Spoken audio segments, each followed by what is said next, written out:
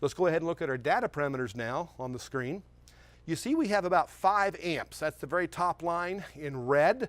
That is the DC to DC converter high voltage current. So out of that big battery pack, how much DC am I pulling current-wise? Well, about 5 amps.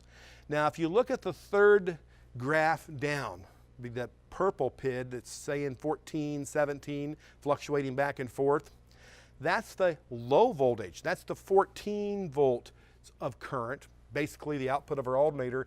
That's how much the current will be coming out of, in the case of a conventional engine and alternator, that's how much current's coming out of that DC to DC converter. On this Ford, this is a Generation 2 Fusion. It's actually part of the inverter and converter assembly. So in the same assembly that does AC to DC and vice versa, the inverter, we have the DC to DC converter.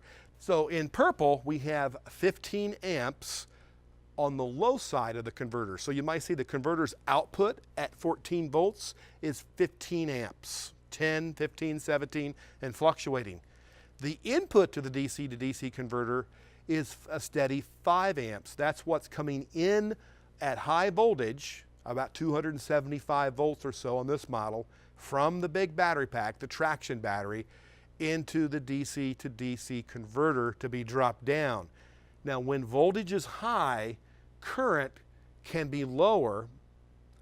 That's basic Ohm's law or Watt's law. So for the amount of work that some electrical accessories have to do in wattage, the amount of wattage is dependent on the amount of voltage. So as voltage goes up to maintain a given amount of work, wattage, current can go down by the same factor. They're inversely proportional. So at 272 volts into the DC to DC converter, I'm only needing about 5 amps out of that battery pack, the big battery pack.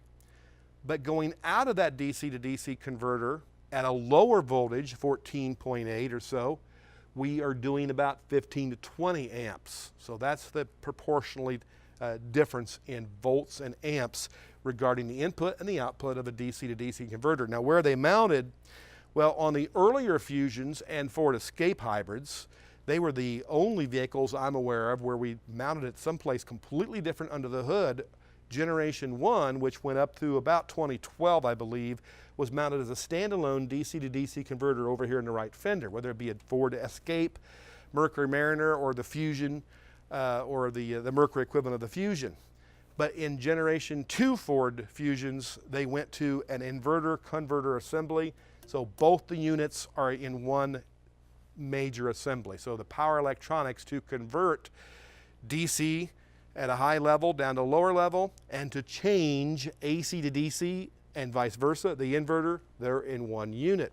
And they're water cooled. That's important we know about that, because the same coolant part number that we will run through the cooling system of the engine block and head and the radiator, there'll be a separate portion of the radiator or a separate heat exchanger entirely, and an electric motor that's 12 volts that's going to move that coolant from that separate heat exchanger and separate cooling system through the power electronics, and we see the little reservoir on the side of this unit right here, and also into the transmission, the transaxle, to cool some of the passageways around the stator windings of the big electric motor generators. So it's a little overview of a hybrid in general. So as we look at these data PIDs, 5 amps in at high voltage, and because it drops to a lower voltage, more amperage at that lower voltage, 15, 12, we're seeing fluctuating. We're also seeing a rock steady 14.3 volts, kind of what we were seeing here with our meter actually on a junction spot here on the DC bus. So we're seeing a very rock steady. In fact, if we want, we can go ahead and turn on the blower motor and turn on the rear defogger grid, any accessory you can think of.